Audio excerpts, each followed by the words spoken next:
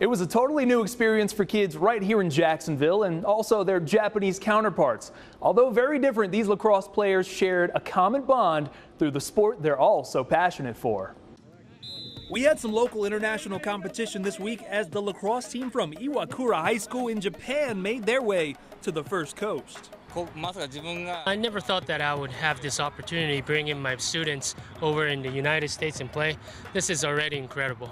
They were here to compete in the Summer Face-Off Classic, which took place in Orlando. But they stayed with local lacrosse families from schools here in Jacksonville, including Bowles, Paxson, and Episcopal. Google Interpreter's been huge, so they can talk to each other, but they've really embraced each other, had a great time. You can see how it started a little slow in the beginning, and now they're such great friends, encourage each other on. It's absolutely amazing to see. People who play lacrosse believe they belong to an international fraternity, and that's really what we're doing here, is to see that these Japanese young men and these American young men get to know each other and see how much they have in common. A new perspective for players from both countries. It was a chance to bond over one thing, the sport of lacrosse. It's the first time I play with a team from a different country, so it's a new experience, a lot of fun, different culture, and I've enjoyed it. Well, I think the thing that's fun is that there's been this joy. There was this initial, they look a little different, they don't talk the same language, they don't understand me, so they stood off a little bit. Then when they started playing the game and seeing these guys had the same techniques, they said, gosh, you know, we have a lot in common. Iwakura High invested a lot on this trip in the hopes of gaining new insight on lacrosse, which ironically hasn't even been around a long time in their country. Japan has about 30 years of history of lacrosse, and most of our teams are college teams, and we only have 5 teams of high school teams. They have recently started up development programs in Japan so that they can start kids on the sport at a young age.